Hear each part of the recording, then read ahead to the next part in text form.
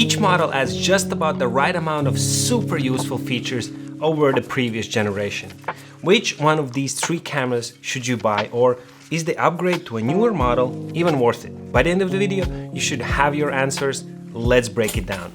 Starting with the Sony A6000, released in 2014, it kicked off the entire Sony's modern APS-C E-mount mirrorless lineup. So what is this camera? Well, it's an entry-level camera focused on photography.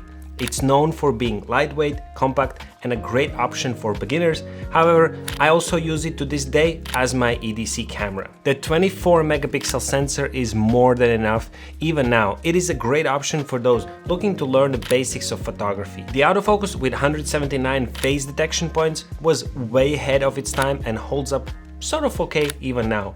If you don't intend to shoot sports, cars, animals, but just learn and do street photography, landscapes and that sort of thing, it will be okay. Now let's talk price. Hard to find new because it is discontinued, but it should cost around $550 last time I checked with the kit lens, which I don't recommend. I mean the kit lens. Check the video I made about it to see why, but if you're buying used camera, which I highly recommend, you might find it as low as $300, $350, and I've seen some comments, people saying that they found it as low as $200, but do check the shutter count. But this camera has some significant limits. For example, it's missing 4K video as it shoots only 1080p at up to 60 frames per second, uses this tiny battery that gives you about 300 plus shots, which is totally fine for me.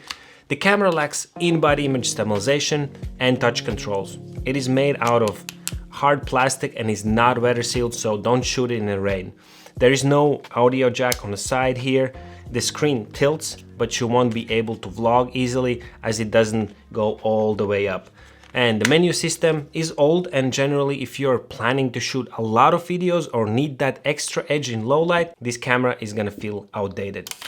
Bottom line, the A6000 is ideal for beginners focused on photos only, who want great value and are just starting out with photography, or as a cool EDC camera.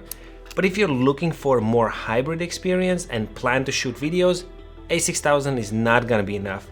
Which brings me to our next question. Should you upgrade to A6100?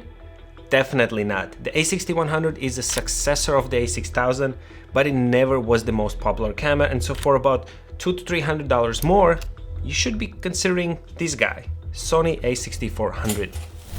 So the A6400 steps up in almost every way from the A6000, and it succeeds the Sony A6300, which was a great camera itself.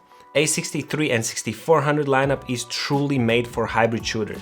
First being a second or third generation camera, depending how you count it. It features a similar sensor, but it has improved processing, so in photo quality you won't see a major leap as it still has that 24 megapixel sensor. However, much improved autofocusing system with 425 phase detection points with real-time eye autofocus and real-time tracking. It can shoot the same 11 shots per second as the A6000, but has a better buffer capacity, and now, shooting sports, animals, cars makes this camera much more superior. For landscapes and street, you won't notice much of a difference. New menu system, fully flip-up screen, significantly sharpened OLED electric viewfinder, same battery but supposedly better battery life with more than 400 shots, same resolution screen, however it is a touchscreen allowing you to do this cool touch focus and touch tracking.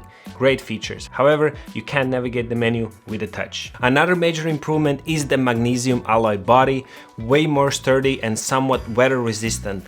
Splash proof, I think is the right word, but not fully weatherproof, just fine for like light rain or drizzle. And finally, if you're gonna shoot videos, A6400 is no-brainer. Huge upgrade over the A6000 as it features 4K video recording at 30 frames per second and 120 frames per second in full HD, improved low light performance, picture profiles including HLG and S-Log2, although it's only an 8-bit camera, so better shoot HLG, has fast and reliable autofocus. The A6400 is a massive step up in video compared to the A6000. In terms of price, the A6400 sits around $900 new with the kit lens, or about $500 to $700 if you are finding it used. But Be careful, unlike the A6000, these ones are more of a workhorses, so most of them probably will be a lot more run down. That said, A6400 does have a few drawbacks. For example, it lacks the in-body image stabilization, IBIS, which makes handheld video a bit shaky unless you're using a stabilized lens or a gimbal, which in the end is an investment in itself. And that 8-bit color and no slow motion in 4K. Bottom line, A6000 will be your best option if you want to do simple photography or just learn, but A6400 is the best choice if you're more serious into action photography, one that newer menu and better autofocus, but most importantly, video. This is the best price performance hybrid camera in my opinion. An all-in-one setup without jumping to a pro model. However, with the A6700, it is not only about in-body stabilization or even better low-light performance. That camera is just so much more. But the question is it worth the extra investment for you? Okay, so A6700, the newest generation camera. This is the premium option in Sony's APS-C lineup and the first in the series to introduce features that are usually only found in Sony's full-frame models. Here's what the A6700 brings to the table. It has a brand new 26 megapixel back illuminated sensor and the latest B/Z XR processor, which is the same one used in some of the Sony's higher end full frame cameras. This new processor significantly boosts speed and performance. It enhances the image quality, the autofocus tracking and the low light handling.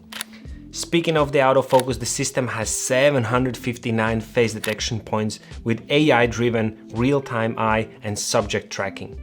There's also major improvement in the screen. Now it is fully articulating and a touchscreen, so you can also navigate some of the settings.